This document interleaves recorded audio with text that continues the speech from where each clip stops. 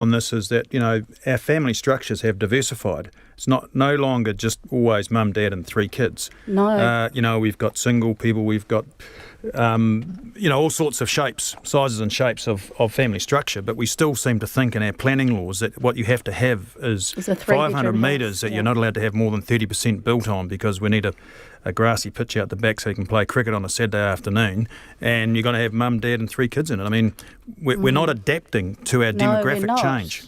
And we've already got heaps of people living in garages in South Auckland. Why not let's get real about that and actually allow those things to be built safely and orderly. Well, with us we have Prefab NZ CEO Scott Fisher. Now, Prefab NZ is a non-profit group that advocates for this sort of off-site design and construction in New Zealand. Scott, welcome.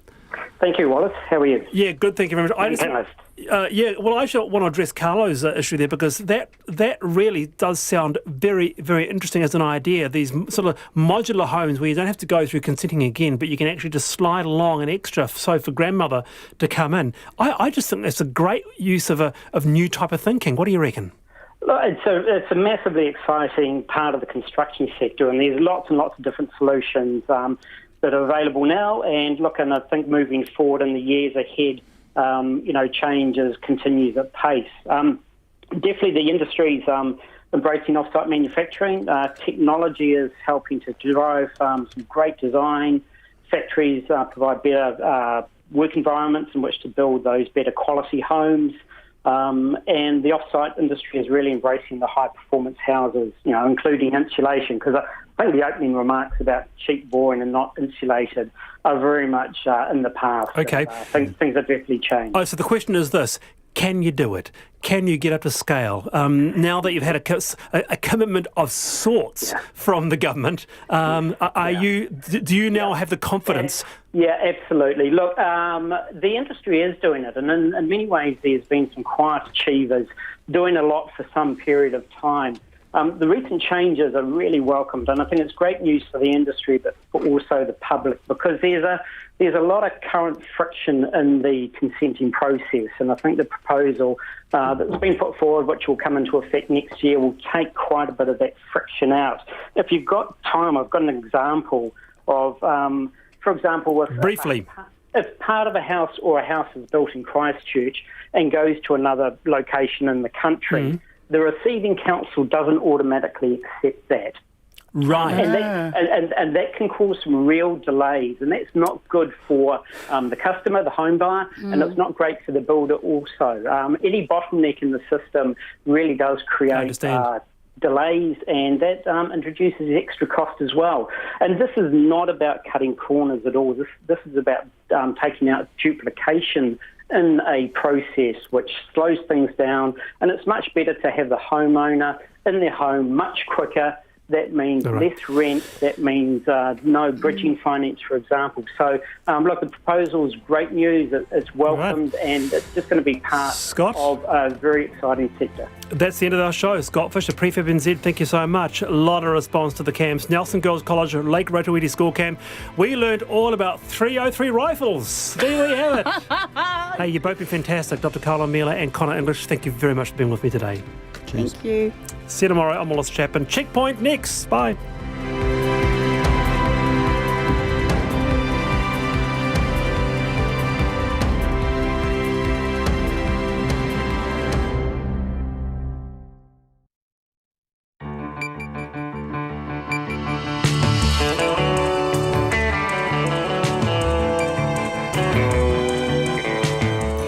Whakarongo mai koe ki te reo irirangi o Aotearoa. This is Checkpoint on RNZ National. I'm Lisa Owen.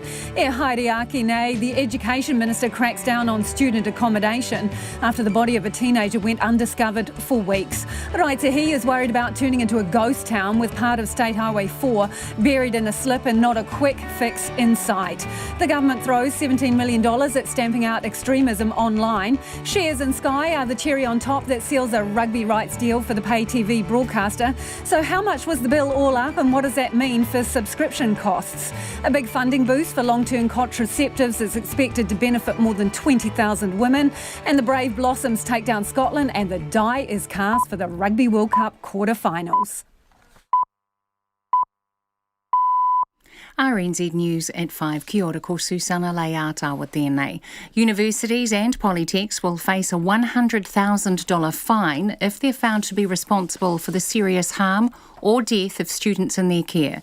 The Education Minister has announced 2 law changes in response to the death of 19-year-old Canterbury University student Mason Pendros, whose body lay undiscovered in his hostel for at least a month.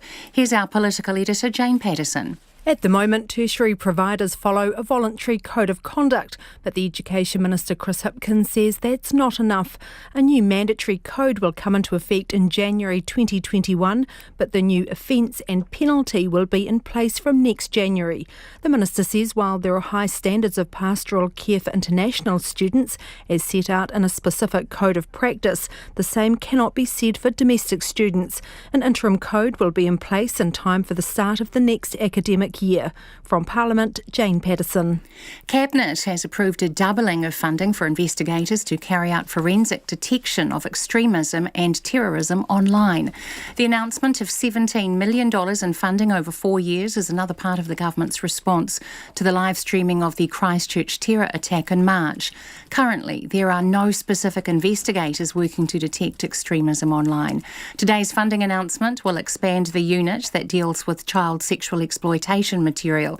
The Prime Minister Jacinda Ardern says 17 full-time staff will be hired with a focus on investigating violent extremist content online. Cabinet has now approved an investment to double the investigative, forensic, intelligence and prevention work of the Department of Internal Affairs.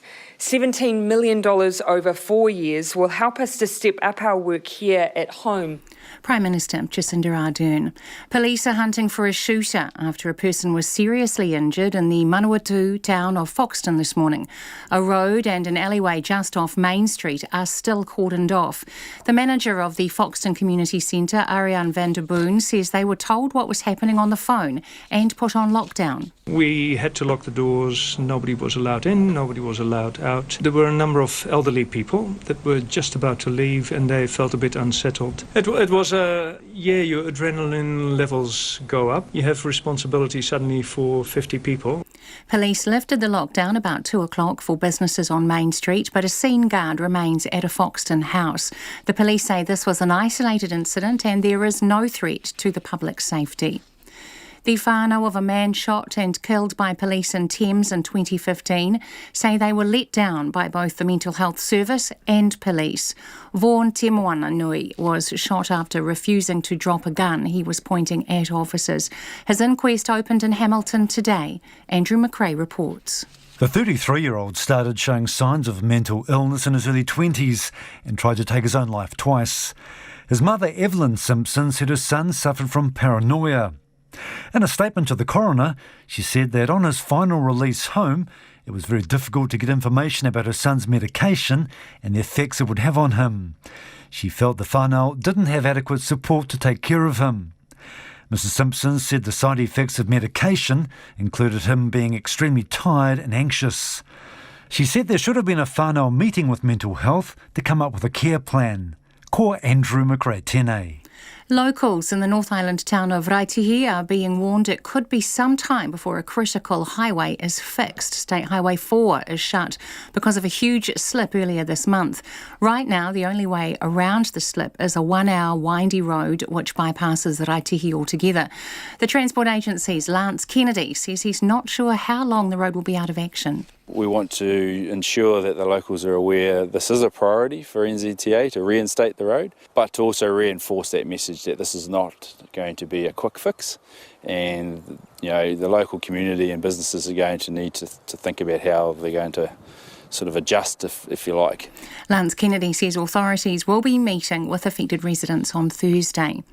The New Zealand First MP and Minister Shane Jones is still backing the firearms ban despite being pictured with what appears to be an AR-15 semi-automatic while holidaying in Asia. The Minister recently went to a gun club while in Thailand and used several firearms, including apparently one which is illegal here. Shane Jones says he had no idea of the technical name of the gun and was just trying something different. It's a situation where you go and you have a crack at using a different types of rifles and guns. And to be perfectly honest with you, I've never seen one before, but now I can say I've fired it, and I certainly know we don't need them here in New Zealand. Shane Jones says the photo does not mean his support for the Cabinet's position has eroded. It's just past 5:05. A move to the United States is back on the cards for New Zealand supercar driver Scott McLaughlin following his maiden Bathurst 1000 victory. McLaughlin's drive impressed American motorsport giant Roger Penske, and McLaughlin says he doesn't care what category Penske had in mind for him in the US, saying he'd race in a wheelbarrow if he had to. McLaughlin had previously been linked to a NASCAR move, but that appeared to be off when the defending series champion re-signed with DJR team Penske in Australia.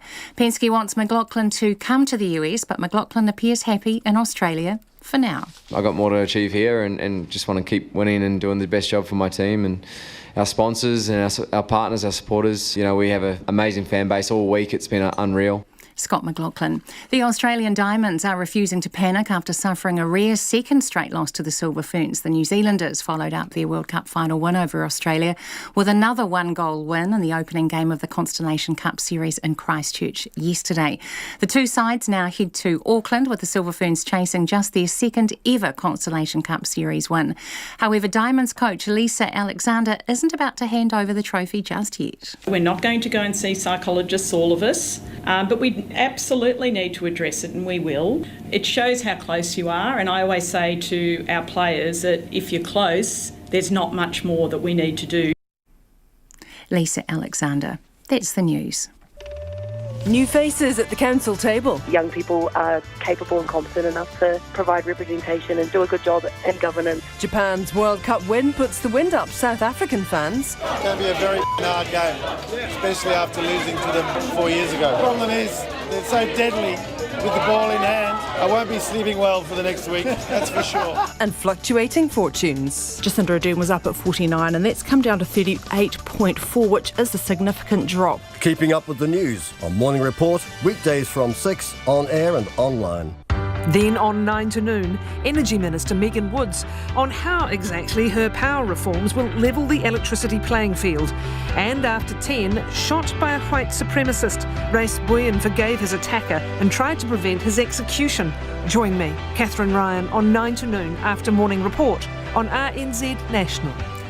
Now the short forecast from Met Service to midnight tomorrow. Northland and Auckland, rain with some heavy falls, easing to showers tonight. Easterlies, gale or severe gale in exposed places, easing overnight. Waikato to Taranaki, including Central High Country, Coromandel Peninsula and Bay of Plenty. Rain developing with some heavy falls in the east, easing in the west tomorrow. Easterlies rising to gale in exposed places, gradually easing tomorrow. Gisborne, Hawke's Bay and Wairarapa, isolated showers turning to rain tonight. Some heavy falls tomorrow. Whanganui and Manawatu, scattered rain from the evening, strong to gale easterlies tomorrow morning and afternoon. Horowhenua, Kapiti Coast and Wellington, mainly fine today, periods of rain tomorrow. Nelson and Marlborough, scattered rain from the evening. Bulla, Westland and Fiordland, mainly fine, a few showers about Fiordland. Canterbury and coastal Otago, patchy drizzle, rain tomorrow. For the remainder of Otago and Southland, isolated showers tonight. Chatham Islands, cloudy periods. RNZ National, it's 5:08. Thanks, Susanna. This is Checkpoint and I'm Lisa Owen. Raitahi locals are worried their small central North Island settlement will turn into a ghost town if the lifeline, State Highway 4, isn't fixed quickly. The road's been shut off for most of the month since a huge slip cut off Raitahi to the south, and there are fears it could be 2 years before it's fixed.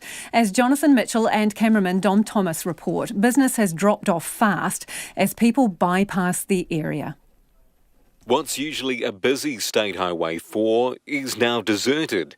A huge mountain of soil, 400 metres wide, has broken away from the hillside and now sits 200 metres downhill, burying the road and farmland 50 metres below. Raitahi is feeling just as buried. It relies on traffic through the State Highway for business. Right now, the only way around the slip is a 1-hour detour road through twisting bends via Oakuni, which bypasses Raitahi altogether. Kids were back at the local school today for the first day of term 4, some crossing farmland in a 4-wheel drive to get there, and teachers having to leave early to take the long way around. Principal Helena Burns says that's just a short-term option. It's having a huge effect on our local businesses. It's having a huge effect on emergency services. I've had a friend that's had to go down to Wanganui. She's had to drive 2 hours to get to the hospital. So it's, when you're thinking about lifelines and things like that, it's a long way to go. National road carriers say it will be years, not months, to fix. But Helena Burns says they just can't wait that long. Please fix the road fast, because it is going to cost our community and we don't want to turn into a ghost town. Is there that threat that you think? Or? I definitely think there's that threat that we will turn into a ghost town if they don't fix that road in quickly. Around the corner, Ben and Rebecca run the local holiday park and river canoe attraction. Rebecca says traffic has died right off and business is quiet. Means we have to work really hard and figure out new techniques for advertising. We've been sort of in a growing phase for the last 10 years. Every year we buy more canoes. Every year, we've just built a new ablution building, building more cabins, and we've purchased more land across the road, hoping for growth, and now we kind of have to replan how we will keep growing. Ben says they're unsure how quickly things will turn around for the critical summer period. Puts a lot of people off even inquiring for it, knowing, because it's all over the news, the Rarahi highway to Wanganui is closed, so why don't we just go with a different company somewhere else? But your message is you're open for business. Yeah. Oh, of course, yeah. Please come to us. Yep. Yep. Rebecca says the intercity bus is taking a detour now, and that's a pain. We would usually expect a lot of people driving past, and then they're just a bit tired, so we tell them all the different things they can do in the area, and then they decide to stay a bit longer and do more activities with us, so we won't have that happening anymore. Down the road at the popular Angel Louise Cafe, owner Lynn is taking orders for lunch. She says the school holiday rush didn't eventuate, and that's hurting. They've got to do something about it. They have indicated that, yes, it's a major thoroughfare, and if the snow comes down and shuts this desert road, this is the main way through. So it's not an option to not reopen it. She's heard it could be a couple of years before the road is fixed. I would like to think that we can trade through. I hope we can trade through. I employ 7 people, and a lot of people rely on my little business, so it's got to be fixed. At Raitahi's only service station, owner Raymond is gearing up for less traffic for the foreseeable future. Our planning at the moment is we'll just work with the council to see if they can, and I guess put some better signs up the road to encourage people to take a 5-minute trip to Rarahi and then turn left to go to Owakuni rather than turning at Tahonga Junction. We've also been in contact with Z, who supply the fuel, and they're working with us on pricing so that we can help some relief for the community. The Transport Agency's Lance Kennedy says slips are common in the area, but this particular one is complex and is still moving. He's telling locals the top priority is to reinstate the road, but it won't happen quickly and they need to get used to the alternative. This particular site has not been previously mapped as an area of concern, and it doesn't actually show on the National Landslide database from GNS. Okay, so this caught you by surprise, did it? Yeah, so there's no way of predicting that the slip was going to occur. The Transport Agency will be holding a public meeting on Thursday. Residents will be able to grill the agency about when this road will reopen. At the State Highway 4 cordon, this is Jonathan Mitchell. And you can see Jonathan and Dom's piece there online. We'll stick it up on our Facebook page and you can see the pictures of that slip that they are talking about there. Cabinet Minister Shane Jones has stumbled into a new faux pas with photos emerging of him on holiday using a semi-automatic gun banned in New Zealand in the wake of the mosque attacks. The New Zealand First MP's mishap is an unwelcome distraction for the Prime Minister on the day she's announced new steps to keep Kiwis safe following those shootings. $17 million towards cracking down on violent extremist content online. Here's our Deputy Political Editor, Craig McCulloch. Shane Jones was meant to brush up on the Cabinet manual on holiday. Instead, he took to a gun club in Thailand where he touted a semi-automatic rifle banned here in New Zealand. Hey, I'll just chalk it up to a bit of international research. The faux pas revealed in a photo posted by his wife on Facebook. It shows Mr Jones wielding what looks like an AR-15, one of the firearms used in the Christchurch shootings, and banned by the government in the wake of the attacks. The New Zealand First MP says it was not an intentional decision and nothing should be read into it. It's a situation where you go and you have a crack at using different types of rifles and guns. And to be perfectly honest with you, I've never seen one before, but now I can say I've fired it. And I certainly know we don't need them here in New Zealand. Mr Jones has caused the Prime Minister a fair few headaches during his tenure, and he's not exactly apologetic about his latest indiscretion. Someone on Twitter said, well, look, on the bright side, Jonesy, you're not being busted for porn.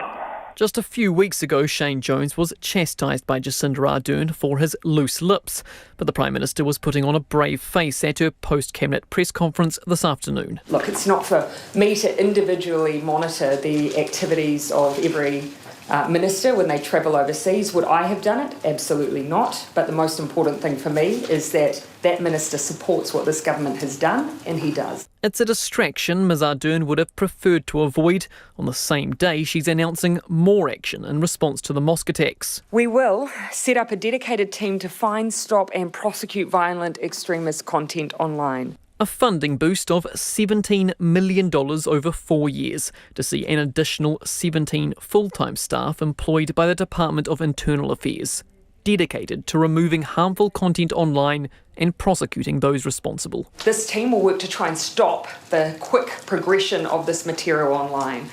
So issuing takedown notices, trying to prevent the proliferation of this material much more quickly. Some of the funding will also find its way to the Chief Censor to help speed up his ability to make rulings on harmful content.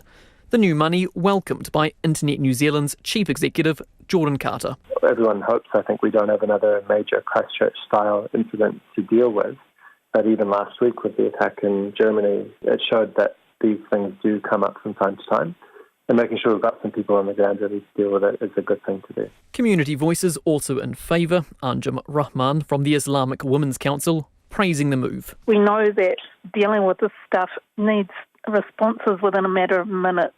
Not even an hour is good enough, and so we absolutely need to have the capacity to do that. Her comments, though, come with a caveat, a wider plea for more focus on prevention, de-radicalisation, a wider culture of respect and tolerance.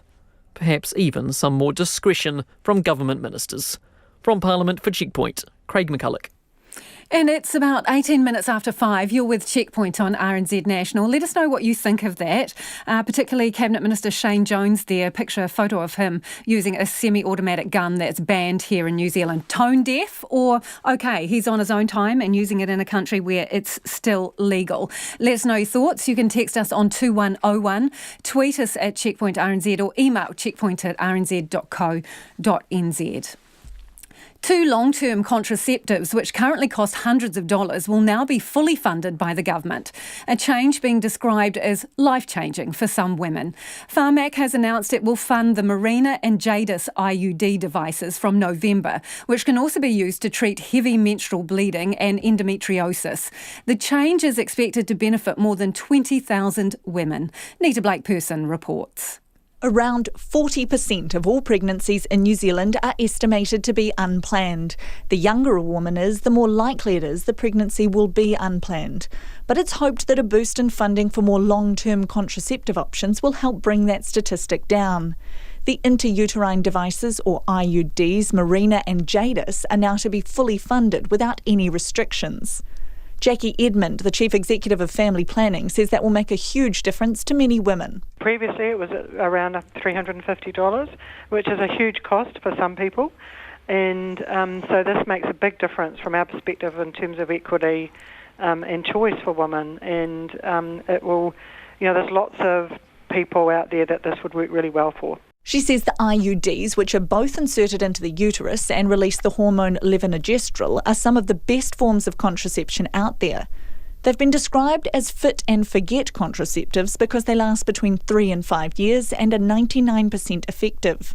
They can also be used to treat heavy menstrual bleeding, endometriosis and endometrial hyperplasia. There's lots of people that would work, which is going to work well for them, and lots of the women who have them currently are older women because of those issues with heavy bleeding.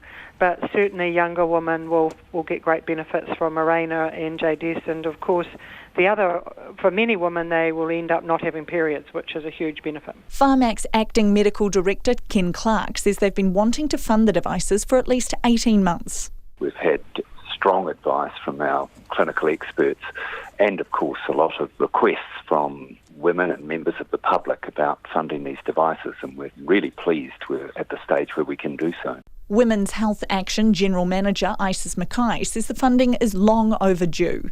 She says while it's great the IUDs will be more available, there will still be some costs which could act as a barrier for those who need them. Although the overall price per person will be reduced, that cost will still be a barrier to many because they'll still need to cover the sometimes hefty costs of insertion and removal and whatever follow-up appointments might be necessary.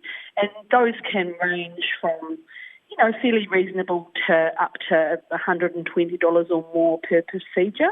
Isis Mackay is hopeful those costs can also be subsidised. There are many programs and initiatives around the country where DHBs and other providers have programs in place to actually cover the costs of the insertion and removal. So further sort of reducing that barrier for people. However, at the moment, in a lot of the cases, this remains quite an untested system, so it'll be interesting to see how those programs react to a potential increase in uptake. Both devices will be fully funded from November 1st. For Checkpoint, I'm Nita Blake-Person. Student halls of residence will be bound by a mandatory code of practice following the death of a 19-year-old whose body lay undiscovered for weeks in his room at a Christchurch student hostel. E-commerce student Mason Pendris was found dead in the Sonada Hall of Residence that's run by Campus Living Villages on September 23rd. He was found after another student climbed onto the roof of the accommodation to look into his room. Mason's stepfather, Anthony Holland, told Checkpoint they chose the hall because it explicitly advertised pastoral care, yet no one from CLV has been able to tell him when they last saw his son alive. Canterbury University has launched an independent investigation, but this evening Education Minister Chris Hipkins has moved to tighten the rules around what is expected from student halls of residence, and he joins me now. Good evening, Minister. Good evening. What is the minimum standards that you anticipate with this mandatory code of practice? Well, we want to ensure that there are minimum standards of pastoral care in place for students who are staying in halls of residence, that there are practices in place to identify where there are serious issues, where somebody hasn't been seen for days, that's followed up on, that where there are potentially emerging mental health issues, that those are identified and addressed, and that the overall welfare of young people who are staying in the halls of residence is being adequately cared for. I mean, people are paying significant premiums to stay in these accommodation establishments, and they have a right to ensure, to expect that the pastoral care is going to be there to go along with it. Can we just go through a quick checklist? So this code of practice will define pastoral care, will it? The code of practice will define pastoral care. It'll set aside, it'll set out the minimum requirements that someone who's providing student accommodation that's exempt from the Residential Tenancies Act. So bear in mind that these providers are already exempt from laws that apply to other people. Where that exemption applies, there'll be a different set of regulations that will apply to them under the code. So, Minister, will there be a student resident to students ratio? So the people who are supposed to check up on these students, will there be a ratio of how many students they ideally will be keeping an eye on? Well, I think as we develop the code and as we look at the code, we can have discussions around those things like ratios. I don't think we want to be too prescriptive because we do want to ensure that there's an ability, to adopt a mode of operating that's right for the particular circumstances of the accommodation provider and their students. But certainly, we want to make sure that sufficient care and sufficient support is there when it's needed. So how are you going to police and enforce it? Well, a complaints mechanism is being put in place under the bill that I'm introducing into Parliament. There's obviously a fine that's being introduced for clear breaches of the code that result in serious harm. One of the things that we're going to want to see through the code is that the institutions themselves have got good complaints mechanisms in place. So will someone have to complain rather than proactive policing of the halls of residence? No, I mean, if you take what I've seen in the last few weeks as we've been looking very closely at this, is that some of the providers have already got very good, very robust systems in place. So if you're a parent and you're trying to contact your student in a hall of residence at Auckland University, for example, I'll highlight them as someone who said that who have got systems in place that I'm very confident in, and you can't get hold of them and you contact the university, there's an escalation process in place there where they will make sure that they track down your son or your daughter and they get them to call home. That's the sort of thing that every provider should be having in place. So when you talk about this $100,000 fine for serious harm caused to a student or death, I mean, that's seems like a difficult thing to prove. Well, they'd have to be in breach of the code. If something were to happen and the hostel or the hall of residence was in compliance with the code, then clearly there wouldn't be a liability there. We want to make sure that where there has been gross negligence, that there is a financial penalty in place to ensure that to act as a very serious disincentive. Understand, but there is a very big difference between being responsible for a death and simply not noticing it. That's right. So, I mean, you'd have to prove that there was a clear breach of the code and that it was the breach of the code that resulted in the harm. So there's been a voluntary code of conduct for these accommodation providers. Why has it failed, do you think? Many of them, I think, aren't signatories to the code or aren't following the code or aren't using the code. It was a voluntary code. It was put in place when they were exempted from the Residential Tenancies Act on the basis that they would have their own regulatory regime in place. Clearly, that hasn't been robust enough, and we're taking steps to make sure that something more robust is put in place. Are some of them just simply more interested in making a buck? Look, I think that there is big money in student accommodation. There's no question about that. I want to make sure that where parents and young people are paying a premium, that they're getting the service that they're paying for, and that includes pastoral care. So what onus is there on the universities here, for example, in this case Canterbury University, to see that the service that they're connected to, if not delivering, is up to scratch? Well, the onus here is on the tertiary education providers, the universities, the polytechs, the PTEs, the wānanga. If they contract someone to run their halls of residence or to provide halls of residence accommodation, they've got a responsibility to ensure that those providers are living up to the expectations that we have of them. They can't absolve themselves of responsibility by contracting it out. So they'll be subject to fines along with the provider? Basically, we're putting the onus very clearly on the institution. So, if it was a university, on the university. You've moved pretty quickly on this. I mean, Canterbury University is still in the throes of an independent investigation. Why not wait for that, or do you not trust that that will deliver? Look, I'm reluctant to comment on the specific case because obviously there's three different investigations going on here. There's the coroner, there's the police, and then there's the university's own investigation.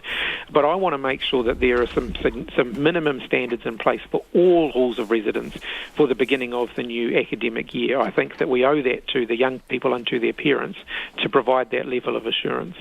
You say that you're going to have industry people that you are consulting with. Will you be speaking to campus living villages, and have you spoken to them yet? I did speak to campus living villages shortly after the incident was first in the media. I spoke to Canterbury University, and I ensured that the Tertiary Education Commission contacted every tertiary provider that supplies student accommodation. Have you spoken to CLV since pushing ahead with these standards that you're launching?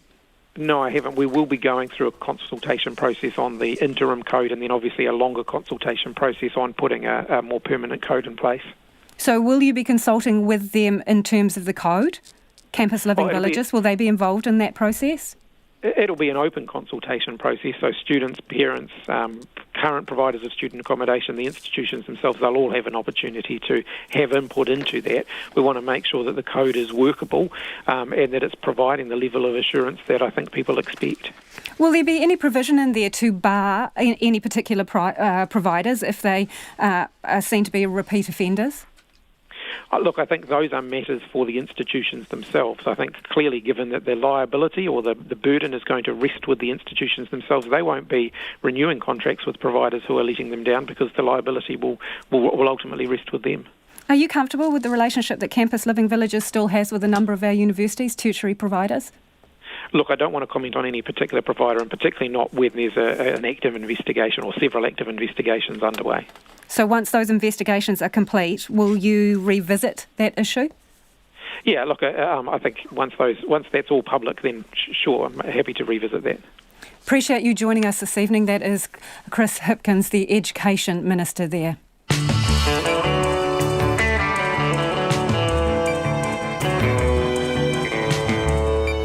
Coming up on Checkpoint on RNZ National, the whānau of a man fatally shot by police in 2015 say they were let down by mental health services and police. And we asked the boss of Sky TV if your sports bill is going to get any cheaper. And the Hunger Games of rugby is about to start. New Zealand versus Ireland, Japan takes on South Africa, and there's so much more. We'd love your feedback on anything you've heard on the programme this evening. Text us on 2101. Do you think that mandatory code of practice will work for student accommodation? You can tweet us at Checkpoint RNZ or email checkpoint@rnz.co.nz. Let's go now to Susanna with the headlines.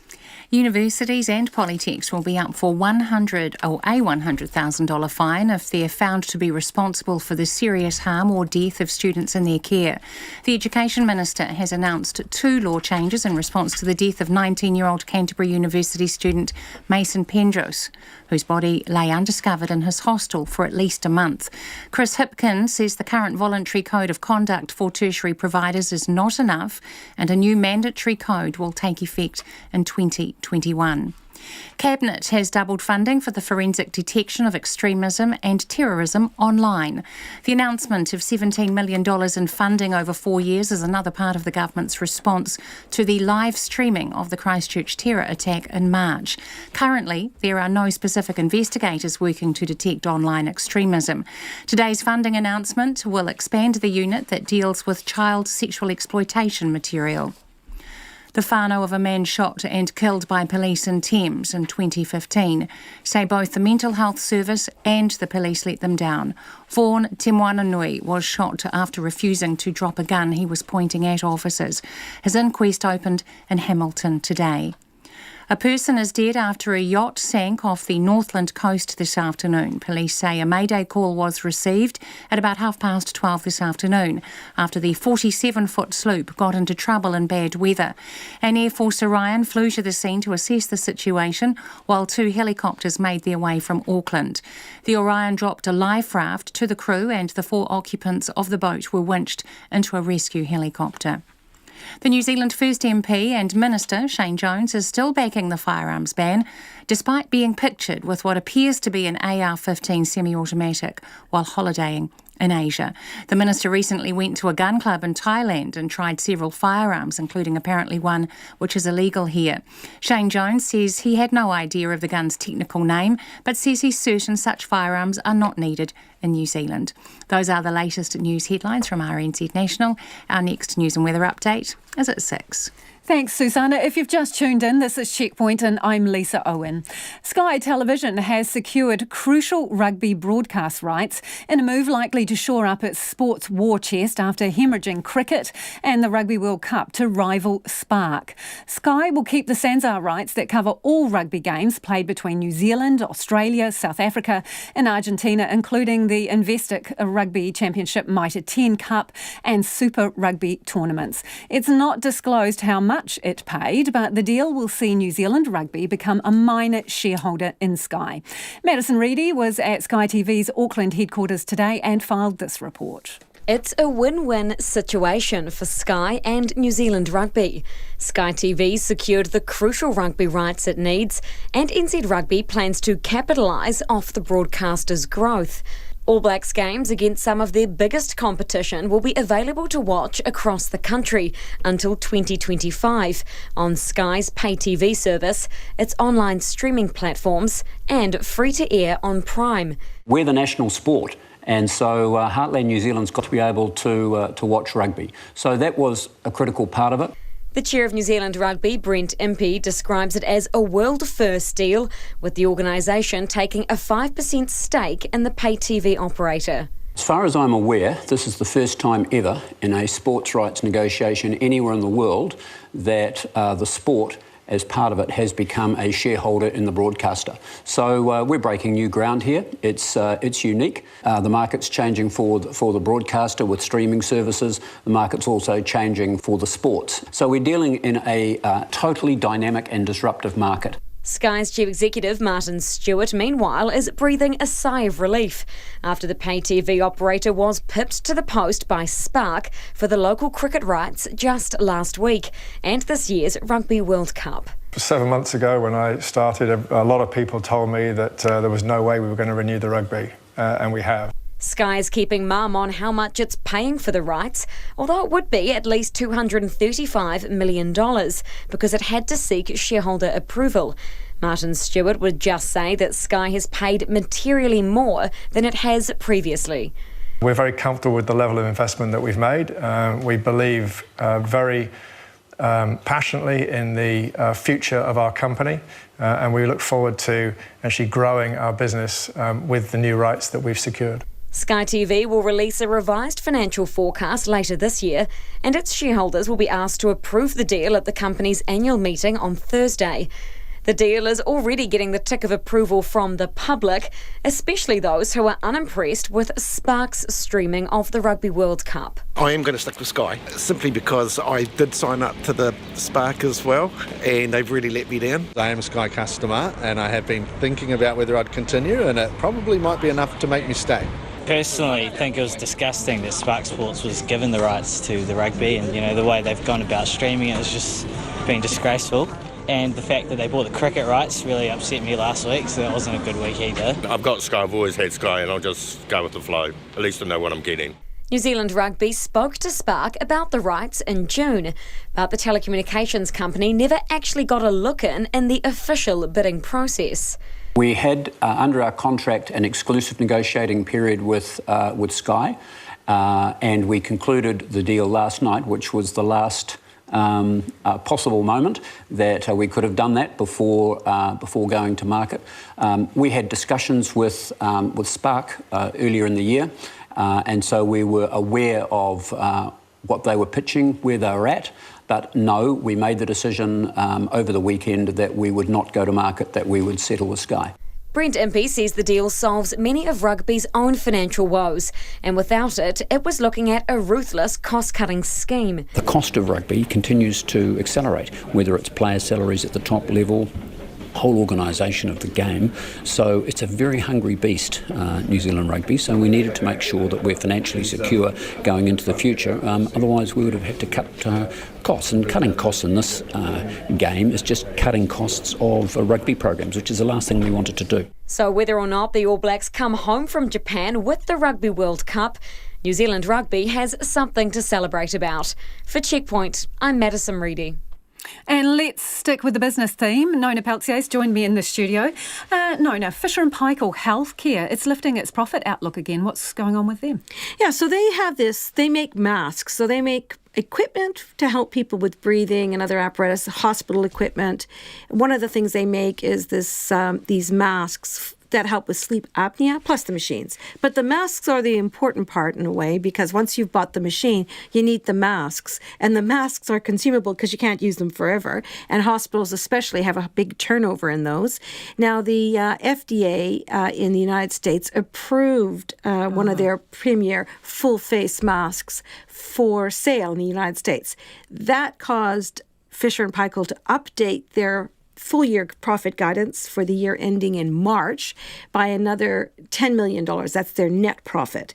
Now, they only just recently upgraded their profit forecast in August.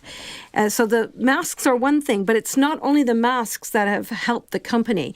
It's also the falling New Zealand dollar. So the lower the New Zealand dollar goes, of course, they're making US dollars against the US dollar. So the lower the Kiwi goes against the US dollar, the more money Fisher & Paykel's making. So they upped their full year net profit as a result of that. As well, they also updated their revenue line by another $20 million. So they are expecting to make this year $1.19 billion in their full year result, and between 255 and 265 million in net profit. That saw their share price jump, almost 8% today. That's a big, hefty $1.32 to $18.32. So pretty impressive. It was loving that. Loved it. Okay, so service sector continues to expand, but is growth slowing? What's the reason for that kind of conundrum? It's tourism numbers is the primary reason why our services sector has declined a bit. So the decline has been in hospitality, bars, restaurants, cafes. So the services sector measures retail and that sort of thing. The most part, the services sector is still expanding. So just it's measured like this. Basically, anything above 50 indicates expansion. Anything below 50 indicates a contraction. So 54.4 in September for the services sector, and that was down ever so slightly from August's 54.6. So pretty steady and still expansion, which is positive, especially since a lot of it, the highest point of it was in new orders and new business. So but still just over that line.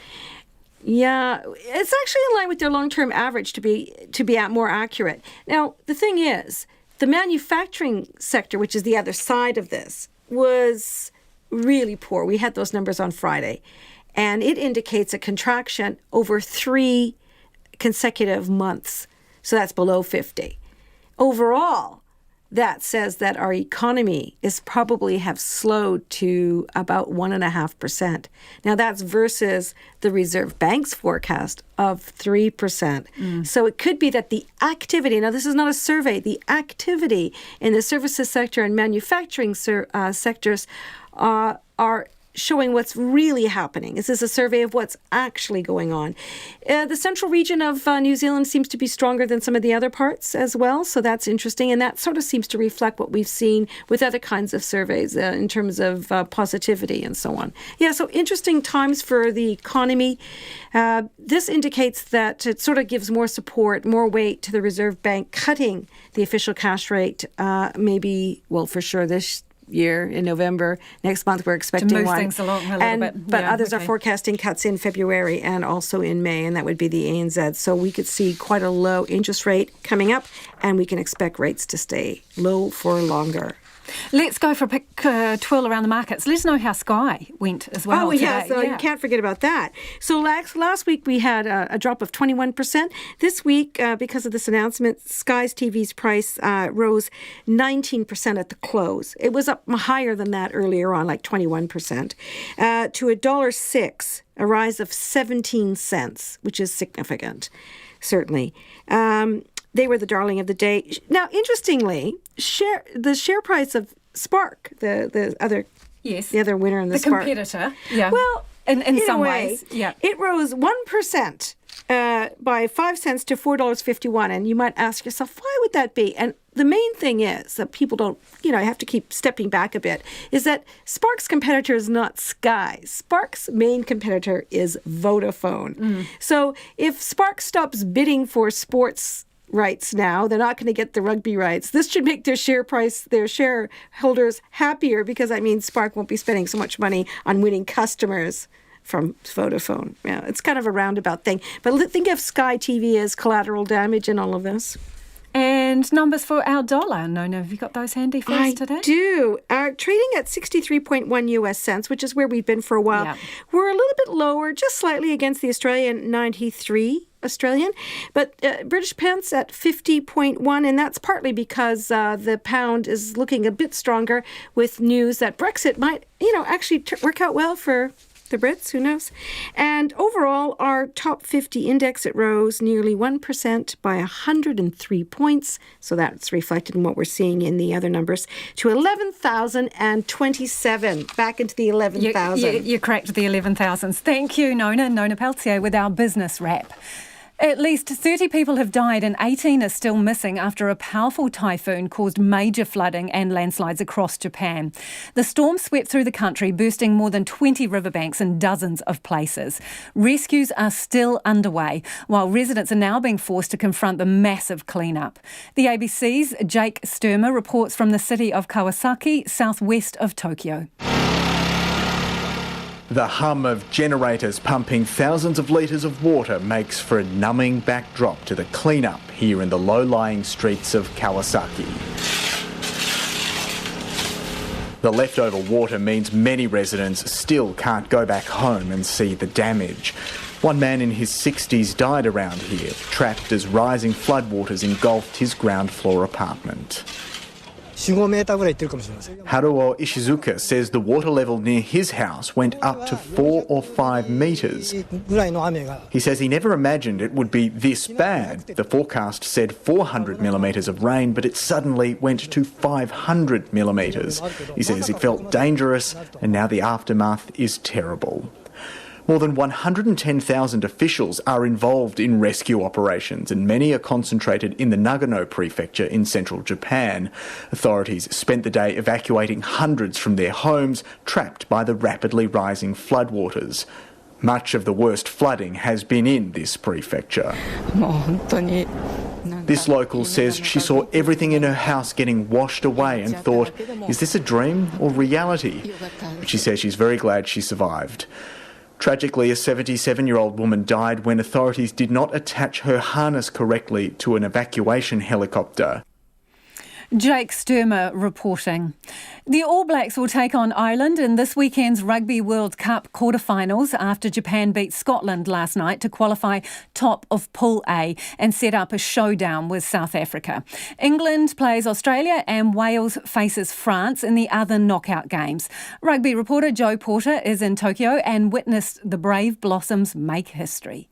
After an intense lead-up to the final pool match and the devastation of Typhoon Hagibis, one Brave Blossoms fan was brought to tears and hugged by an English supporter as his team beat Scotland to reach the World Cup quarter-finals for the very first time.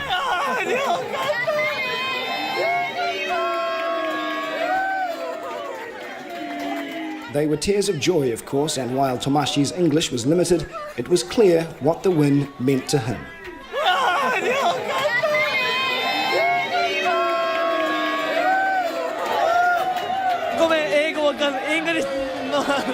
You're so happy, you're crying. I'm happy. Japan will now face South Africa in the quarterfinals, ending Scotland's chances of advancing. But tartan-clad supporter Calvin wasn't mad, and the Brave Blossoms now have one more fan in their corner. It's a shame for Scotland. Right on to Japan. Wish them all the best. What an atmosphere. I mean, I'm so on my top of Japan top now. Like, seriously. Japan all the way. Plenty of English supporters were on hand to witness Japan's famous victory, and their team will play Australia on Saturday for a place in the Final Four. Their fans, including the cousin of England lock George Cruz, are so confident they're already thinking about an England All Blacks semi-final. And what about the All Blacks England semi-final then? I think that might be the final pretty much. I think who wins that wins the tournament. What about the semi-final then? How are you feeling about that? I don't want to say. Two teams with the most strength in depth in the whole tournament, but obviously England are gonna win it. England's second row is looking particularly strong this year. Shout out to George Cruz. Well, shout out to George Cruz. Big G! Though the Wallabies coach Michael Cheika believes the pressure is all on their Northern Hemisphere rivals.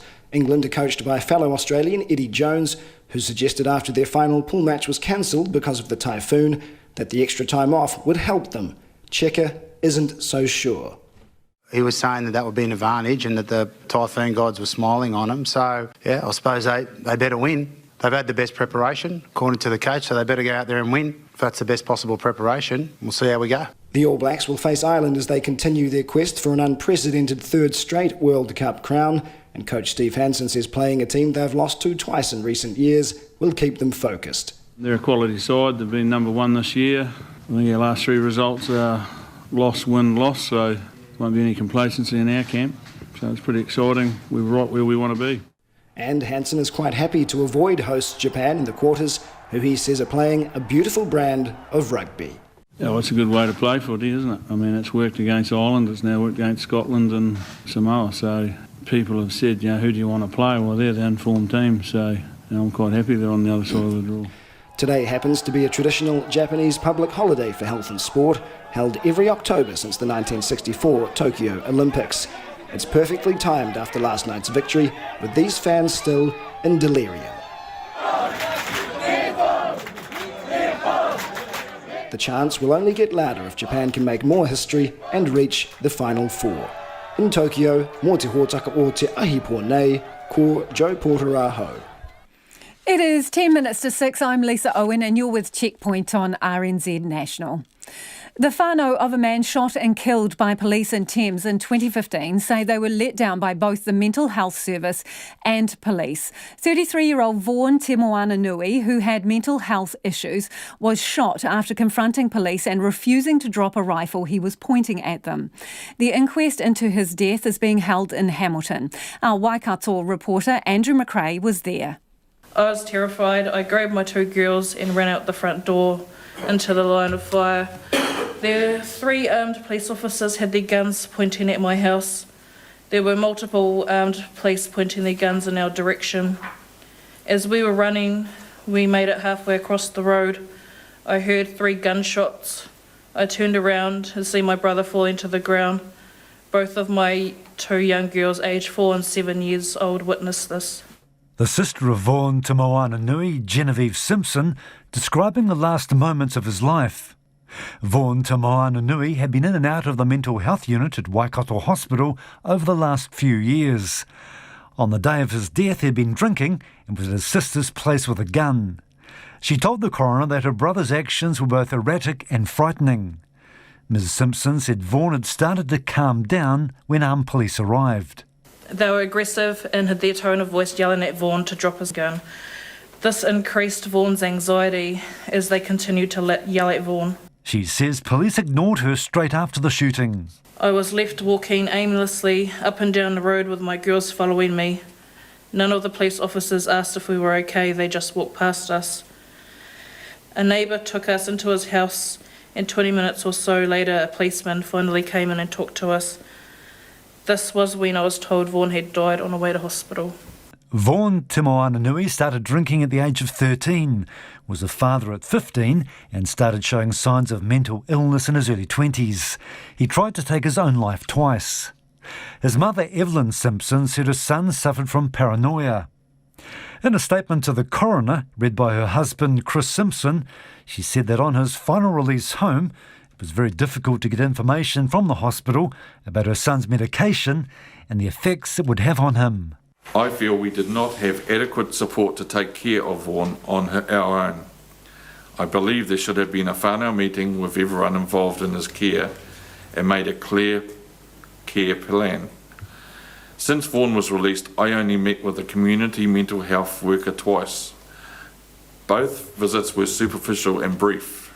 Genevieve Simpson agreed that there was a serious lack of information about her brother's condition and his medication from the Mental Health Service. Vaughan had multiple pills to take daily. The side effects we know about now were making him tired. We believed at the time Vaughan was being lazy. He wasn't, it was his medication. Vaughan also said he wanted to stop taking them as the community mental health team were pressuring him to find work. In her statement, read by her husband, Evelyn Simpson said she clearly remembers the last time she spoke to her son on the afternoon he died. I received a phone call from Vaughan to tell me that he loved me and that I shouldn't ever forget that. Vaughan was basically left to his own means to survive after such a long stint in Henry Bennett Centre. There was no assist in applying for assistance such as housing, sickness benefit, etc. He was completely left to wing it. Tomorrow the inquest will hear from health workers who dealt with Vaughan Te Moananui. In Hamilton for Checkpoint, ko Andrew McRae-Tene. The Kurds in Syria say the Syrian government has agreed to send its army to the northern border to try to halt Turkey's offensive against them. Syrian state media earlier reported that government forces had been deployed to the north. It follows the US decision to pull all its remaining troops from the area over the untenable situation there. The Turkish assault, launched last week, is aimed at forcing Kurdish forces from along the border area. But the Kurds are fighting back with every weapon they have, including artillery, that has been firing into towns on the Turkish side of the border. CNN's Awa Damon reports from the Turkish side of the border where Kurdish civilians are again finding themselves in the crossfire. The wails of all-consuming sorrow echo throughout the gravesite in Nusaybin in the early morning. A woman cries out for her dead son. He was too young. He was too young to die.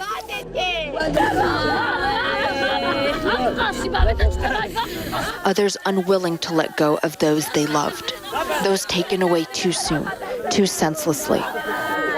Buried here is 50-year-old Hussein Chakar, a father of 5, killed when a barrage of rounds fell in front of the grocery store he owns.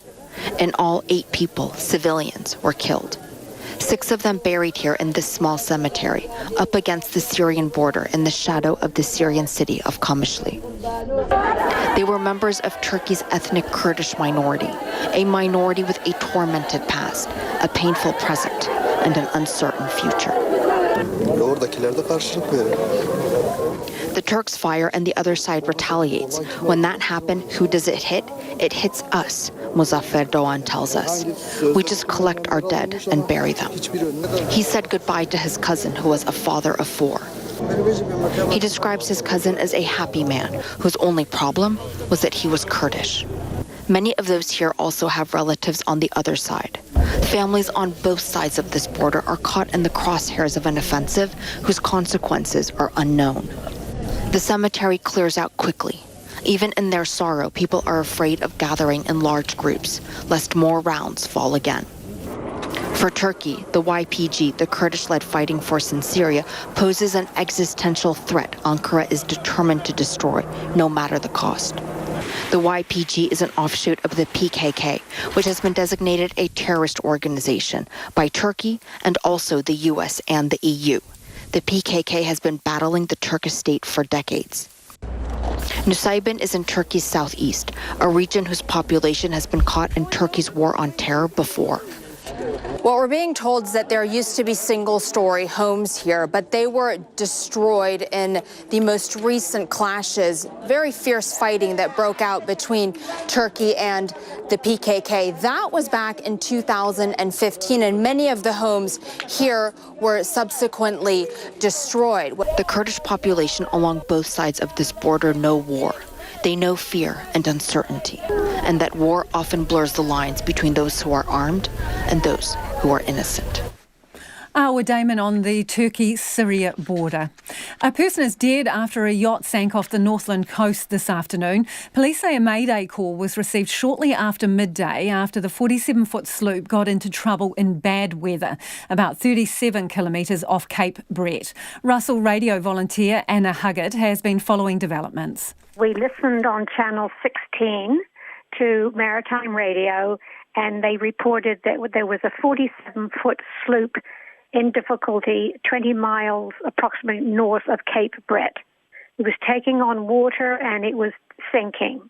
There were 4 people on board. A cargo ship volunteered to try and assist, but he was 3 hours away. The Orion flew above and could see what was going on. 2 helicopters were dispatched from Auckland, and 4 people were retrieved from the water by the helicopters, or helicopter, I'm not sure which, and they are flying to one of the beaches, I think it was in Whangarei, and they've asked for 2 ambulances to be there ready when the helicopters land. That's Anna Huggett from Russell Radio. Police have subsequently confirmed that one person died and another person is in a critical condition in hospital. The remaining people who are on board are in moderate condition and are being treated by ambulance paramedics. The police say it's too early to speculate on what caused the boat to sink. Time for some of your feedback now before the news. A lot of you are getting in touch about Shane Jones and that photo of the minister firing a semi-automatic weapon in Thailand, the same type of weapon that's been banned here. Paul says Jones and his wife showing their contempt to the intention of our new gun laws. How can we discourage the use of these weapons when a Minister of the Crown is showing off photos of himself brandishing these weapons? Another says Shane Jones' semi-automatic weapon, lol, he doesn't need a gun, nor does Winston. New Zealand First are destroying the government very nicely. Watch this space when they jump into bed with National in the elections. They are like the thrush which pushes the eggs of another bird out of the nest so it can survive. They can't be trusted. Others, though, are saying, Shane Jones legally using a firearm? Really? Is it even news? And Dave says, well, finally someone who wants to try what he's banned. I hope he now understands what damage they can do. And this one from Marie. Shane Jones is a twit, but he was using the rifle in his own time in a country where it's legal. There's more important things to be outraged about, she says. RNZ News at 6. Ngā mihi nui, ko Susana Leata tēnei. The death of a 19-year-old Canterbury University student has led to a government clampdown on pastoral care at halls of residence. Mason Pendrose's body lay undiscovered in his hostel for at least a month before he was found a few weeks ago. In response, the Education Minister has announced a new mandatory code to come into effect from January 2021. And in the meantime, an interim code will be put in place from January 2020. Chris Hipkins says from next year, those who breach the code could face a fine of up to $100,000. It would be the institution that would have to pay the fine. I want to be clear here too, the institutions can't contract this out. They have the duty of pastoral care, and if they're using third-party providers to provide student accommodation, they still need to be making sure that there's adequate pastoral care in place. Education Minister Chris Hipkins. A major boost in funding to stamp out violent extremism online has won praise from Internet New Zealand. The government's announced $17 million in funding over 4 years as part of its response to the Christchurch terror attack. Among other things, it will allow the Department of Internal Affairs to hire about 17 full-time staff with a focus on preventing and prosecuting violent extremist content online. Internet NZ's Chief Executive Jordan Carter says that's a good step. Everyone hopes, I think, we don't have another major Christchurch-style incident to deal with. But even last week with the attack in Germany, it showed that these things do come up from time to time. And making sure we've got some people on the ground ready to deal with it is a good thing to do. Jordan Carter from Internet NZ. A person is dead and another is in a critical condition after a yacht sank off the Northland coast this afternoon. A police statement says a mayday call was received about 12:30 this afternoon after the 14-metre sloop got into trouble in bad weather. Russell Radio volunteer Anna Huggett has been following developments. 2 helicopters were dispatched from Auckland and 4 people were retrieved from the water by the helicopters, or helicopter, I'm not sure which. They are flying to one of the beaches, I think it was in Whangarei, and they've asked for 2 ambulances to be there, ready. Anna Huggett from Russell Radio. Armed police are still hunting for a man after a shooting in the Manawatu town of Foxton. A person was taken to hospital with serious injuries following the shooting just off Main Street this morning. 2 police cordons have been set up on the high street, one at the entrance to an alley and the other near the public library on Foxton Service Lane. There's also a scene guard at a house. Schools in the area were put on lockdown after the shooting, as were the library and Ministry of Social Development office on Main Street. But the owner of Healthy Remedies on Main Street, Helen Craddock, says she wasn't told anything. Lots of police cars, not a lot of anything else. Everything else was pretty quiet. Yeah, and just a really big police presence. We didn't know what was happening either, so no information down this end. And of course, I'm a sole trader, so I'm here alone. So it's a little scary, yeah. The police say this was an isolated incident and there is no threat to the public's safety. Locals in the North Island town of Raitihi are feeling the financial pinch because a lifeline road to the south is shut. A section of State Highway 4 was obliterated by a huge slip earlier this month, and it could be a long time before it's reinstated. Jonathan Mitchell reports. Right now, the only way around the slip is a 1-hour detour road through twisting bends, which bypasses Raitihi altogether. The Transport Agency says locals will have to use an alternative road to get to Whanganui for the foreseeable future. Businesses, including a local cafe, holiday park and petrol station, have already noticed a downturn and warn it can't go on. They are worried if it takes too long, businesses will up sticks and the area will become a ghost town. Authorities, including the Transport Agency, will meet with affected residents on Thursday. In Raitihi, ko Jonathan Mitchell, tēnei. The Overseas Investment Office is monitoring allegations of rape made against former NBC Today show host Matt Lauer. Mr Lauer bought the lease for Otago's Hunter Valley station for $17.5 million in 2017, after the deal was approved by the office. Last week, Variety revealed allegations from a forthcoming book that Mr Lauer raped former NBC News co-worker Brooke Nevils in his hotel room during the 2014 Sochi Olympics. Mr Lauer, who admits having a consensual affair with Ms Nevils, categorically denied her account.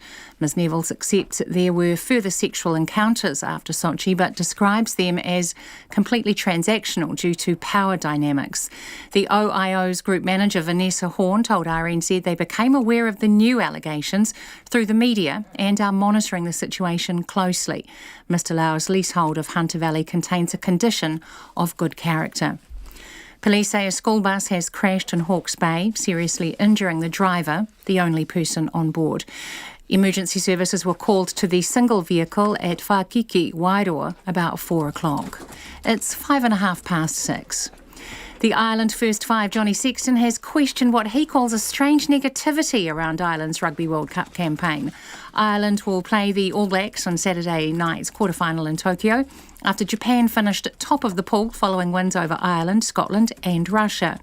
Ireland have never won a knockout match at the World Cup, but Sexton hopes the Japan loss was their one poor performance of the tournament and has called on his side to produce one of their best ever performances against the All Blacks.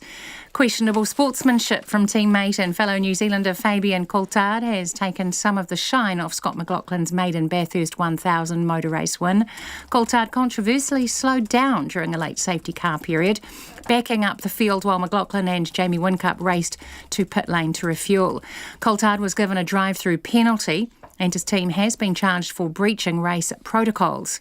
Another New Zealander, Shane van Gisbergen, finished second and says the go-slow move certainly hampered him. It's pretty obvious what happened, but probably, we would have had to fight it out with Jamie and Scotty, which would have been awesome, and we would have had to been closer. We were stuck behind so many more cars, so much more traffic, but it is what it is. That car's been sacrificial lamb all year, so deal with it. Van Gisbergen. Kenya's Bridget Kosgei has broken the 16-year-old women's marathon world record in winning the Chicago Marathon. She recorded a time of 2 hours, 14 minutes and 4 seconds, a minute 21 better than the previous mark. That's the news. Tonight on Nights, Melody Thomas speaks to anaesthetist Dr. Nigel Robertson about the science of knocking somebody out, then waking them up without too many negative side effects. We have a window on the world of British teenagers whose parents can't speak English, and Peter Lamp is talking sport. If he wasn't happy about Spark getting the Rugby World Cup TV rights, how is he going to handle the same outfit getting the cricket? Find out on Nights after the news at 7 tonight on RNZ National. Now the short forecast from Met Service to midnight tomorrow. Northland and Auckland rain, some heavy falls easing to showers tonight. Easterlies, gale or severe gale in exposed places easing overnight. Waikato to Taranaki, including Central High Country, Coromandel Peninsula and Bay of Plenty. Rain developing, some heavy falls in the east, easing in the west. tomorrow. Easterlies rising to gale in exposed places, gradually easing tomorrow. Gisborne, Hawke's Bay and Wairarapa, isolated showers turning to rain tonight or overnight, some heavy falls tomorrow. Whanganui and Manawatu, scattered rain from the evening, strong to gale easterlies tomorrow morning and afternoon. Horowhenua, Kapiti Coast and Wellington, mainly fine tonight, periods of rain tomorrow. For Nelson and Marlborough, scattered rain from tonight. Bulla, Westland and Fiordland, mainly fine, a few showers about Fiordland. Canterbury and coastal Otago, patchy drizzle, rain tomorrow. For the remainder of Otago, also Southland, isolated showers this evening. Chatham Islands, cloudy periods. RNZ National, it's 6:08. Thanks, Susanna. If you're just tuning in, this is Checkpoint and I'm Lisa Owen. More bad news tonight for Labour and Jacinda Ardern. A One News Colmar Brunton poll has National significantly ahead of Labour and able to govern with just ACT, assuming ACT gets one seat. Labour is down, as is Jacinda Ardern's personal popularity. Now, this comes a day after a News Hub Reid research poll also showed Labour and Jacinda Ardern taking a tumble after a spike in popularity in its previous survey. Our political editor Jane Patterson joins us now from Parliament. Jane, can you run us through these latest figures? What is the One News poll showing? So National is up too at 47%, which is a very good result for them. Labour is down 3 to 40%. Now the Greens are up 1 to 7, and New Zealand First also up 1 to 4. But that slight increase for those support partners is not going to be much comfort for Labour, because what is happening in this poll and the News Hub poll last night is starting to show that downward decline for the Labour Party vote, and National's vote not only holding up but increasing. So with these polls we do have to look at trend lines, and in the preferred Prime Minister also a bit of a hit for Jacinda Ardern, down to 38 from 41, and Bridges up 3 to 9. Now in terms of Ms Ardern's popularity or preferred Prime Minister rating, it's still very strong when compared to Simon Bridges. But if you look in the Colmar Brunton One News poll, she really hit a high of about 51. After the March 15th attacks, she was very praised highly for the way that she handled that. But since then, we've really seen it tracking down, and each poll has seen her come down a bit each time to 38. So, of course, in the year of delivery for Labour, this is going to be very concerning for them. Interestingly, the gap is wider between Labour and National in the One News Colmar Brunton poll, but they are generally showing the same trend. The minor parties seem to be almost exactly the same numbers between both polls. So what's going on? Is Labour and the National Party just swapping votes, are they? Here. It seems like National and Labour are duking it out. Now, remember, of course, Labour and Jacinda Ardern have had a pretty rough month or so. She had a very successful trip to the United Nations, but prior to that, days, if not weeks, of negative headlines on the Labour Party sexual assault scandal. We had the reset of Kiwi Build, which really just is now synonymous with a failed policy, and also those warning signs about the economy. So National's really been making the most of that. Simon Bridges has been performing strongly and really sticking to one message, and that's about the impact of this government on people's hip pockets, and that seems to be paying off. Do we know, were these taken over roughly the same period of time, these polls? I'm not sure. I can't tell you that. I ducked in here when we found out those hot off first the results. press, Jane. Yeah, absolutely. I'm not quite sure about the time frame, but I imagine they would be relatively similar. The News Hub poll was taken from the 2nd to the 9th of October, and they do have slightly different methodology in terms of how they conduct those polls, although both were of 1,000 people.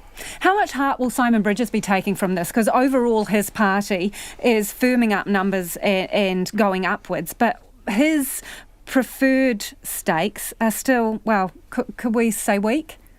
They are still weak, but again, that's not unusual for for an opposition party leader. We saw Labour Party leaders really struggling to get up into those good high numbers, and part of that is just profile and the mana that the position of Prime Minister gives you to be up making decisions, taking the lead on difficult issues out on out on that international stage. Now, during those rocky times when Simon Bridges' leadership was under question, he always referred back to the party vote. He said that is the one that counts, and that is true if you are polling at this degree. This is a good result for him, and especially now this one that he could govern alone. It does take a little bit of pressure off, well, it takes a lot of pressure off him as leader.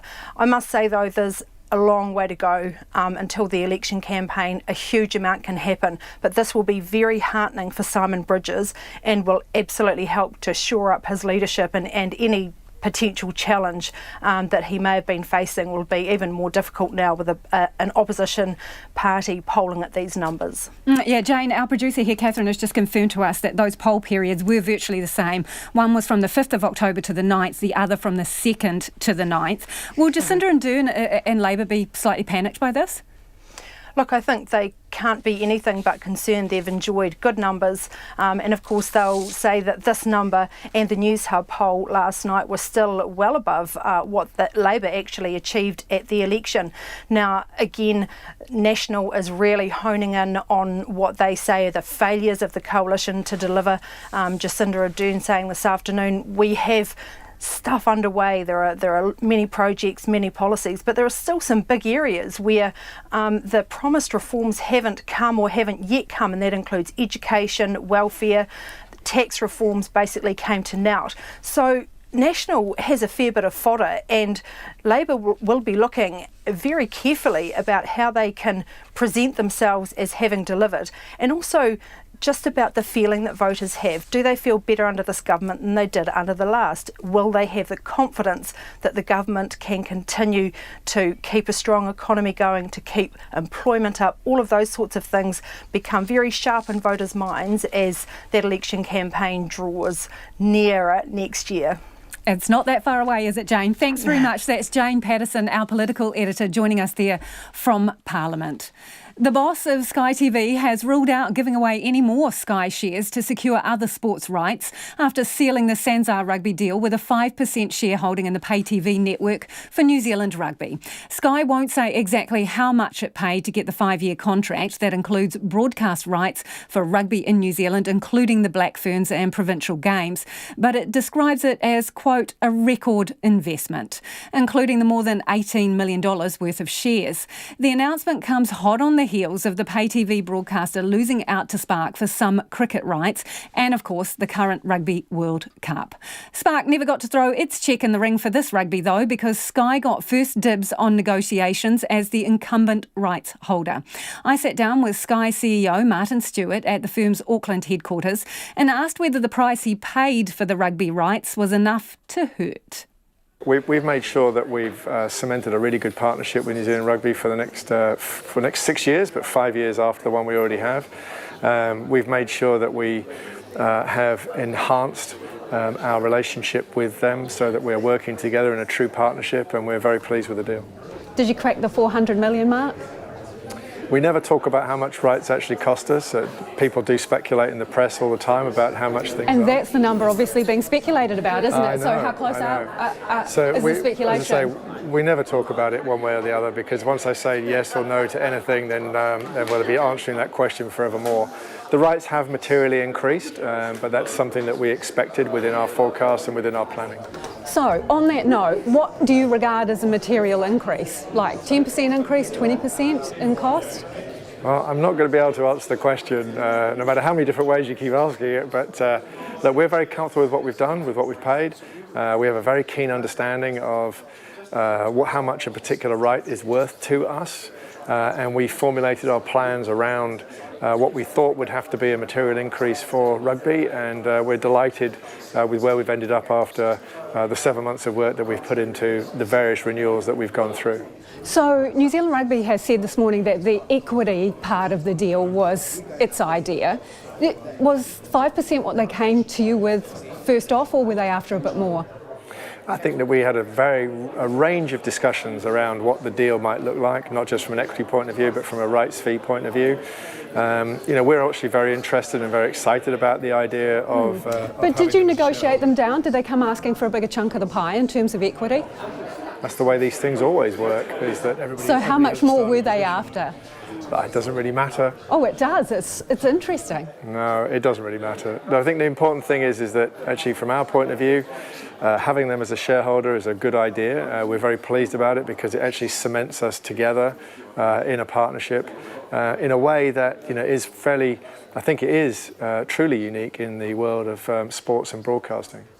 So do you anticipate that there will be more deals that involve equity? No, I don't. No, I think that from the point of view of New Zealand sport, rugby is clearly the premier sport in the country. It has a very unique position within the psyche of New Zealanders. I think it was appropriate for us to do the deal that we've done. So only for the top shelf then, only for rugby equity you were prepared to give up? I don't see that it's a relevant discussion for other sports. We are very, very pleased with the other relationships that we have. We make sure that we look at those relationships and make sure that we are giving value to the particular sports code. But could New Zealand rugby come back for a bit more next time round? Could that still be on the table, more equity with future deals to New Zealand rugby? I think that what we're looking at is an overall package of what we've put on the table for New Zealand rugby. How we develop together over the next 6 years remains to be seen. I think that we have a bright future together. I think that our investment in New Zealand rugby will enable the sport to grow, to have greater levels of engagement, participation and viewership, and that will benefit both of us. Who needed who more in this, do you think? I think that this was a true meeting of equals in the sense that we are together stronger. New Zealand Rugby and Sky have been partners for nearly 25 years. Hang on, so let me put it another way. One without the other, would they fail? I don't think it's a question of failing. I think it's a question that 1 and 1 equals 3. And I think that's the point of it. Together we are better. So you talk about new initiatives and growing the game. What are we going to see in that space? We're going to do a lot of work with New Zealand Rugby on schools participation, communities, clubs, growing the women's game, boys and girls and different forms of the game to try and make sure that overall engagement and participation in rugby, in all forms of rugby, will grow throughout New Zealand. Yeah, because some people would say the deal is the easy bit of it. Making it pay is the hard bit. Oh, I totally agree with that. How are you going to make it pay? Exactly what I said to my executive team this morning, which is that this is just the beginning of our journey to where we want to take this company. So how are you going to make it pay? Are you going to change your structure in any way, your subscriptions? Are you going to diversify? How? The answer is all of those. Can you give us some specifics? Well, the first one that we've done is a Rugby Pass, which has allowed us to have the possibility of growing outside of New Zealand. So we have alternate revenue streams than we have today, and we are exposed to rugby fans on a global basis. We're also looking at what we can do to diversify our revenues in New Zealand, and we're also going to have a very good hard look at all aspects of our operation. Does that include charging people less for sports subscriptions? I think what it does is it includes the possibility of raising our game across all levels of our operation and how we actually interact with customers, how we provide value to them. Price is only part of that component. But people will be interested on that because can you appreciate, obviously there has been difficulties with Rugby World Cup coverage, much discussed, but a lot of people feel they've had a rough deal from Sky on price. So, do you see any movement there? I think we've already taken quite a few significant steps in the last 7 months to try and make the service affordable to a wider range of New Zealanders. We will continue that work. We're focusing on the value that we actually provide to people rather than just a simple price. I think that people are less worried about how much they pay rather than the actual value that they get. Having said that, I've travelled around this country quite extensively, and I'm very well aware of the realities of life for lots of people, and if I wasn't, I have the benefit of lots of letters from people explaining that reality to me. So we take that on board. For sport is what per month? price-wise? If you want to take our streaming service on a 12-month basis, it's $40 a month, so $39.99. If you're looking at a DTH service, the basic plus sport is $57 at the moment. We are looking to see how we can provide access to our service in a broader range of ways that work for everybody. And in a cheaper range of ways. If you want to diversify, if you want to get to the grassroots, if you want to get to some of the more isolated and poorer parts of our country, some would argue you've got to work on the price. Is it going to happen? It's part of the equation and it's part of the process that we've got to go through. But you know, we do have to be realistic. We are running a business. As you've seen today, sports codes would like to have more investment into their sport. They need it in order to grow. That's the economic reality. So we have to be cognizant of the fact that we are running a business. So it's about working through everything as a package to try and make sure that we can provide the best service possible to New Zealanders. So in terms of losing the cricket, how do you feel about that? We're extremely disappointed to have lost the cricket rights. We're extremely pleased and proud to still have the ICC, the IPL, the overseas tours of the Black Caps, the Australian Big Bash League, the iconic Boxing Day tests that are coming up this summer, and for the next 5 or 6 years, Australian cricket, and of course the Caribbean Premier League. So that's a huge range of cricket that we can still continue to provide to our customers. We're very disappointed that New Zealand Cricket decided to go with a different partner based on the offer that was in front of them. I cannot be surprised that they turned down that amount of cash. We went to the limit and beyond as to what that deal was worth to us. So it wasn't an issue. It wasn't an issue of how deep your pockets were. You went as deep as you could with that offer. It wasn't like you were holding back in order to seal the rugby rights. We bid what it was worth, and we got beaten by a good margin, and that's a great result for New Zealand cricket, and we obviously wish them well. So is competition working for the consumer then, I wonder, because now they will need a couple of subscriptions to watch the cricket, and you guys are pushing the prices up, aren't you? By competing against each other. I don't think we're pushing prices up. Quite the reverse. I mean, the only things that we've done since I've been here is actually reduce prices and make it more broadly accessible for New Zealand. I mean, paying for rights, because you're competing to pay for rights. Oh, absolutely, yes, pushing up the price of rights, absolutely, totally. So is competition working out for the consumer then? That's the difficult question. Obviously, it is a sad fact that if people want to watch all forms of cricket, then they are going to have to take 2 subscriptions. That's not something that I would wish for, but that's the reality of where we are. Hey, we're getting the wrap-up call, so just very quickly, are you the home of sport or just the home of some sport?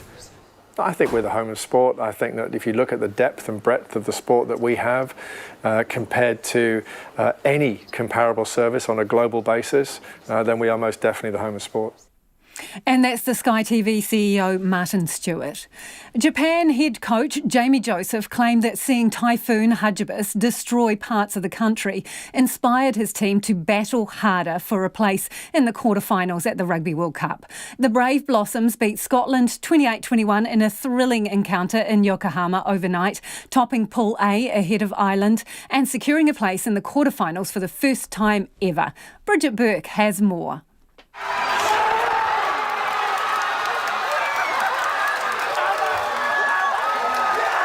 The pub was called the Pitch Club, and the cheering reached fever pitch as jubilant Japanese fans and fan zones across the country celebrated as the Brave Blossoms, regarded by many as underdogs at this Rugby World Cup, sent Scotland packing 28-21. It was hard to imagine Tokyo had been brought to a standstill by Typhoon Hagibis just 24 hours earlier. The Canadian rugby team taking to the streets to help with the clean-up after their own final pool match against Namibia was cancelled. I already dislike this area. This will make me want to represent your province to my maximum. Former All Black turned Japan coach Jamie Joseph said whilst the team had been on tenterhooks waiting for confirmation the game would go ahead, the match had proved an uplifting occasion for the country after the death and destruction brought by the typhoon. We talked about that as a team. Sometimes those sorts of things can be overwhelming. but I think that came out in the match today, particularly in times when it was really, really tough. So whilst we're celebrating about our victory, there are a lot of people that are really suffering, and that really helped our players today. I thought the Scottish team were unbelievable in all parts of the game. They took it to us right from the start. They scored physically. In some parts of the game, they outplayed us and outmatched us. But it's the tenacity, I guess, of our team at crucial parts of the test that paid dividends for us. And then we were just able to hang on to the very end. And I think a lot of that is to do with what's going on inside our own camp and the fact that we're playing a home World Cup. We all feel and see the amount of support that is behind our team, and that's incredibly motivational. Japan is traditionally better known for its love of baseball, soccer and the traditional sport of sumo, but the hosts have won the hearts of new fans and attracted record television audiences, with wins over Ireland and now Scotland, securing a top place in their pool and a ticket for an historic Rugby World Cup quarter-final against South Africa next weekend.